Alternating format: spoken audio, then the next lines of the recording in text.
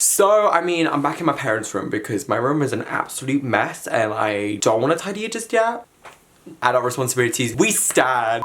Hello, I'm Styleboy and welcome to my world. And today I really just feel in that cozy mood just to chat, really. I'm not kidding you. If I'm gonna be like really honest, I kind of woke up in a bit of like a mood. Something that kind of like cheered me up was that I got my Little Mix tickets and someone actually wrote in the note like enjoy the concert, and it just cheered me up a little bit. That's very sweet of them, like something small but little. See, I'm very random. In today's video, we are doing a Q&A/boy problems about the themes of growing up, love, and friendship. I wanted to do initially a boy problems and I asked you guys like what kind of themes you wanted to see, and you said these 3 themes together, so I'm doing it. If you've not seen my boy problems, it's basically where you guys asked me for advice and I will give it. Like boys chatting to each other, because I said this and I still mean this. A lot of the time media represents like girls can like talk to each other and deal with issues and all that. Boys don't have that. A lot of it's like very aggressive and harsh and not very soft and open. So I wanted to be that kind of like source, and if you want to see like another one, just comment down below. But again, like this applies to anyone, whether you're a girl, boy, non-binary, anyone. But when I was actually asking the questions, a lot of you guys were asking me instead. So what I wanted to do was basically just do a mixture of both. So yeah, if you want to participate with the next one, follow my Instagram, will be just here. Make sure you do also subscribe and comment down below if you want to see another. And I think we shall get started because your boy, it just wants to get all crazy on you. And let's start. So we're gonna first start off with the topic of growing up, and I just felt like, especially because I'm on my gap year now, this would be the perfect topic. So the first question I got asked is by I'm Sai_Johnson, who killer theme. Guys, you need to follow him because his feed beautiful. You asked what is something you've always wanted but never got as a child, and mine was like kind of the shoe obsessions. I feel like there were 2 major shoe trends that I specifically wanted. It was like kind of thing like everyone else had it and then I didn't get it, which was Uggs and Heelys. I wanted them so bad. I didn't really want like Heelys more bad, it was more the Uggs that I wanted a lot, and I didn't get them. But now I don't really want Uggs. I wear Birkenstocks and slippers and I wear socks around the house. Beautiful. And then 2 of you actually asked, did you know and when did you know you were gay growing up? So if we're talking like from a little child to now, no. I actually really didn't know I was gay growing up. I knew it was different, which I know it's very stereotypical. It's like I knew I was different, but I never knew that I was actually gay or that I liked guys or any of that. I had no idea. All I knew was that I liked girly things. Dresses and I don't know why I said that. And fairy tales, which I still love now. I love the concept of it. Then when I grew up, I like Playmobil and comics, and then went back onto like fashion and stuff like that. Like I really loved all of those things, but I had no clue about me being gay when growing up. And I did only know I was gay when I was 15. Okay, right, this is a lot more deeper than I actually thought. So I found out I was autistic around, I think I found out first in year 3, and then I found out again when I was in year 6. So when I was in year 3, I must have been like 7 or 8, and then in year 6 I was 11. So I found out twice. The time when I found out when I was 11 was really weird because I was crying hysterically about it. Not exactly the nicest thing to remember, but like now I'm proud of it. And then I was like, oh my god, I know I'm different. That's woohoo, brilliant. I always knew there was a part of me that was a bit different, like kind of along year like 7. I only knew I was gay when I was 15, when I started to look at boys a little bit more differently. And not boys in my school, I'm talking like celebrity guys. Like the 2 guys I'm thinking of specifically were Liam Payne from One Direction and Callum Hood from 5 Seconds of Summer. I basically kind of discovered that I was gay, and of course you freak out. Everyone freaks out. It's kind of natural to, and if you don't know, it's okay, you don't have to know. Now I'm here where I am, and I'm really proud of my honesty. I got one question from Mikey. We stan you, Mikey. How did you feel growing up having autism? Now this is a very, very deep question. I could do a whole video on this. So growing up being autistic. See, the thing is, like, I've always grown up having it, so like I didn't feel any like weird or different. In primary school especially in primary school especially, I had the support that I wanted, not what I also wanted but what I needed, and it really helped me, and I didn't feel that indifferent. I think along primary school I felt very like normal because of it. Like I didn't feel out of place, I didn't feel weird, I felt pretty good. Secondary school, the support started getting less and less, which I was like okay with because obviously like I was growing up, but like it was to the point where like I almost felt a little bit forgotten because of my autism a bit. And I said this and I still stand by this: when you have a type of autism where it isn't medium severity or like low functioning, you become forgotten. You just become forgotten, like, because obviously who's gonna focus on a high functioning child? Like they can do everything normally, they just need support, and like obviously they're gonna forget about the high functioning child. They're gonna focus on more on the lower functioning children, which again makes sense, but then it leaves the high functioning child to feel shit. I felt like in secondary 6 form, I felt kind of forgotten. A lot of the time, like the school that I was at would promise me like, oh, we're gonna do these experiences. Like I got told I would have like a sex talk chat to talk about sex, didn't have that. I got told I would have had like a uni accommodation stay, so I got to see what it's like before going into uni, didn't have that. I got told that all these like things were gonna come, nothing happened. By the time I got into sixth form, I was basically just an ordinary child at the end of the day, and it's kind of hard to deal with. My foundation year and work, that's when I started to notice like there is a big difference for me being autistic and me being normal. And obviously like there are great things about it. Like I was always, and I'm still always proud about it. Like I remember in year 11, I made one of my favorite dresses I've ever made, and it was about my autism because we were doing past, present, and future, and I talked about how like the past I was one thing, so that the present like I am me, and then I will develop into a new person, and I did cherry blossoms to represent me developing and blooming every single thing because of my autism. Like I always learn new stuff and gain new skills and develop into the person that I want to be. And that was one of my favorite projects I've ever done. I've always been proud of it, and I don't think it should be something that you should ever be ashamed of. So for me, I almost grew like a pride for it. And yeah, it made me different, and yeah, the school forgot about me. I'm still proud of it, and I think now, way now more than ever, I'm so proud of myself, and I'm so proud of my autism. I'm just proud of myself, you know? Then the next question comes from Solene SFX. Did you find it hard to change from high school to uni when you did your foundation? You're probably talking about from high school to foundation, yeah? I did notice there was a jump, and yes, I'm not gonna deny, I found it incredibly difficult, to the point where like I was actually going to quit. Like if you want me to do a whole story time on my foundation, you just comment down below, but I was actually going to quit. That's how bad it was, because there was a lack of support. My autism got patronized at the interview. I did feel neglected, and also I feel like no one understood me, which I hate. That's the worst feeling to feel, especially when you have autism, when no one understands you. And it's like, I really found it difficult to deal with. But the change at hard was first, then it kind of like gradually changed. But I also think the change was even harder because I didn't want to do design, and I didn't notice that design wasn't for me anymore. And obviously communication is, and honestly, I am in a much better place, and I'm ready for uni now. I'm actually excited to go. My foundation year was hard, but you know what? We conquered through, and I'm a strong ass human being. And then the last question about growing up, which is from Tony. You amazing human. You asked a couple of questions, but you asked, what have you learned transitioning from teenage to adult about the real world? Well, I'm like 19, so I'm still technically a teenager, but I know what you mean. So what I've learned you are gonna find people like you. I'm done. I feel like, especially when I was at like secondary and sixth form and foundation year, I felt like no one was like me, and no one would understand me and whatever, and it felt kind of like, again, like neglect. But as soon as I got into work and obviously like social media, I discovered people who are like me. Like at work, I'm pretty sure, and I will still say this, I have met some of my best friends at work. I have met such incredible people, and I am so grateful for that. And you are going to find people like you, and I mean this seriously, you will. You learn about yourself. That's the one thing I've transitioned so far that I've learned, is that you learn about yourself, and you learn about what you want. Not what's expected of you, and not what you have to do, but what you want to do. And that honestly is the most important thing ever. And one thing I feel like I've majorly learned this year was the fact of, don't let someone who's only known you for 5 seconds ruin your day when you know yourself the best.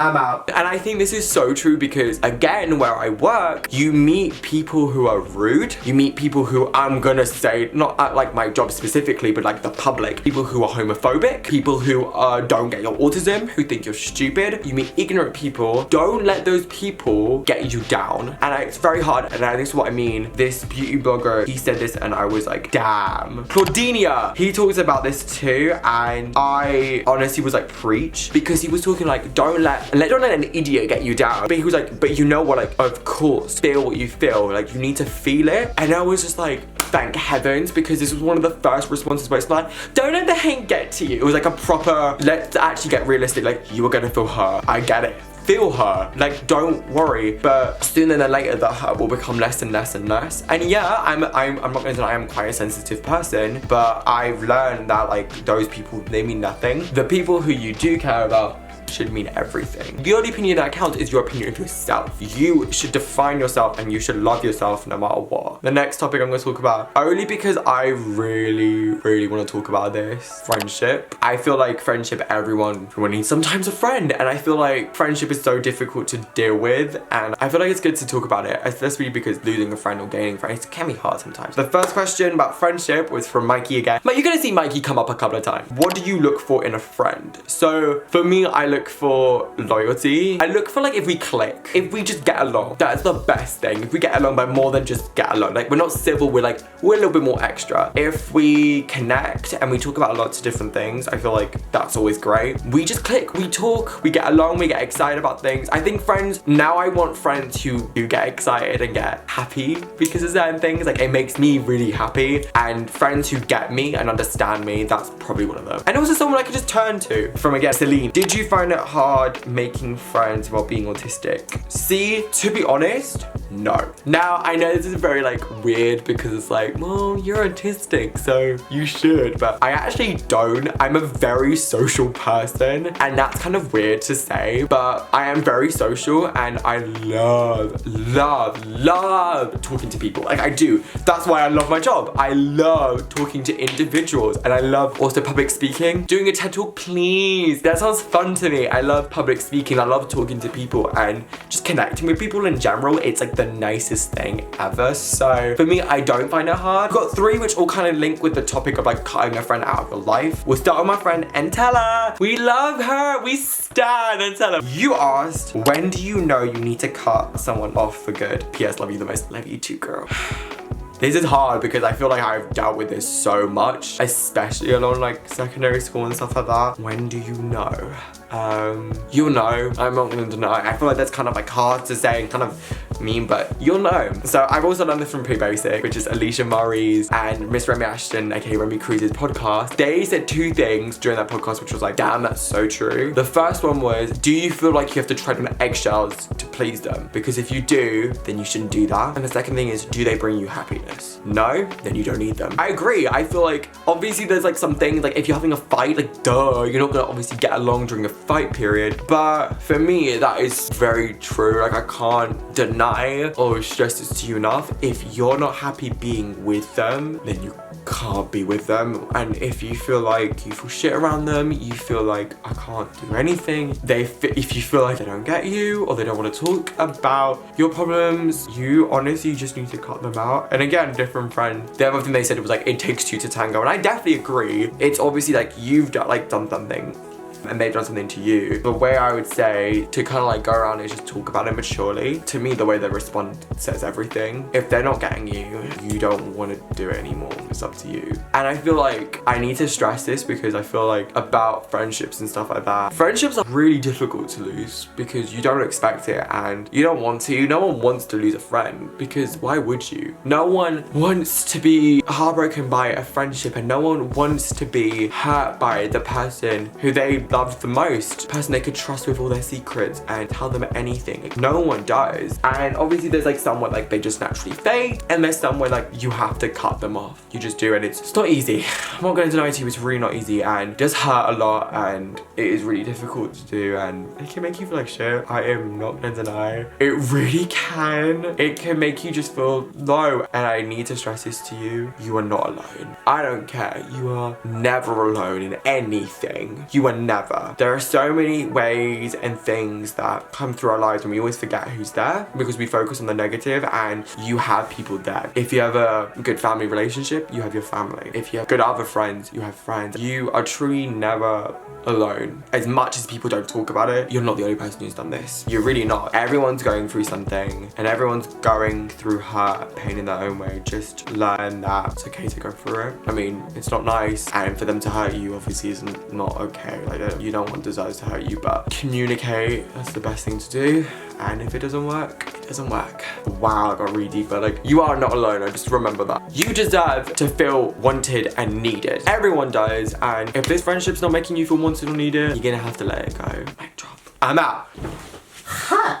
how do you deal with losing a friend? So obviously if the communicating doesn't work and you feel like you can't talk to them, or you feel like you can't be yourself around them and it just ends, hang out with people who do love you first. Learn that you are loved because you are really loved, okay? And something to remember, like, you lived without them before, you can live without them again. It's okay to feel hurt because of it. Get the anger out, get the frustration, get the hurt out. I was gonna say something, it depends, because everyone deals with it in different ways. For me, mine's like talking about it. Like, I really love talking about it. I think honestly that's the best way to do it, like, talk about it. Also, the gym does really help. And the last question from Tony again, have there ever been any people you've had to cut out of your life? Yeah, that's why I was getting a bit like passionate about it. Yeah, there's been people I've had to cut out. You know what, I do have to say, I am much happier after it. And I think that's something you always have to remember. It may suck now, but now they're out, you are going to feel so much more happier. Wow, Steph. Deep content right here. And the last topic is love, which we all love, a good bit of love. First question, do you think love at first sight really exists? Yeah, I'm a sucker for romance, so yes, I do think love at first sight really exists. I mean, technically that's how my parents ish. And I think two people asked this: is it hard to finding someone who understands your autism? And do you think autism can be a turn off in a relationship? So I'll start with the first one. Is it hard to find people who understand? Yes and no. I feel like I had that, you know, that video where I talked about my insecurities about dating. I think I said about it can be hard, and it gets quite like to the point where like I'm kind of insecure in case someone breaks up with me because of my autism. I mean, it's cruel, but I feel like someone would do it. But a lot more people will get it. And I should tell you what I found recently. If someone really likes you, they'll want to understand it. If someone doesn't like you, they won't. For Celine's question, no, I don't think it can be a turn off. I don't think it should be a turn off. I don't think it is. If I find a partner who's autistic, I'd be like, yay. If you feel like it is, like, just remember that it's not, and remember what I said earlier. And then from Callum, only fancy straight boys. I'm pretty sure I flirted with a straight guy in my shop. He was really hot, my goodness. Then from Mike again, you ask, how do you know that the person is the one to date or to ask out? I don't know. My thing is that if you really are getting along and you really feel like there's something romantic going there, or even like slightly going there, just ask. Both enjoying it. It could be something so simple. The simpler the better. Like, do you want to go for dinner, or do you want to go for a coffee? It's amazing, and that works. And then kind of when you go out, especially, you'll kind of see how they work. I would just say if you feel like it, do it. Then from my little friend Antella, I think this is the last question. Who's your ideal other half if you want one? I don't really have like a person in mind. I got personality types in mind though. I definitely want someone who's very understanding. I feel like that's something that's like the key. Loyal, someone who's kind, honestly, and just like very sweet, and just someone who makes me feel good. Boom, bitch, we done it. We done this Q&A. I actually really enjoyed that. I know it went like deep, especially on the friendship bit, but yeah, I hope you guys enjoyed it, and comment down below if you want me to do more deeper videos, or if you want me to do that answering 100 questions video. Please like, subscribe, share. You know what to do, and I shall see you guys very, very soon. Cheers. Adios, goodbye people, and thank you for coming. I should say that. Thank you for watching this video. Bye. I'm not broken, I'm still going up, up, up, up, up, up. I'll show them I'm not broken, I'm still going.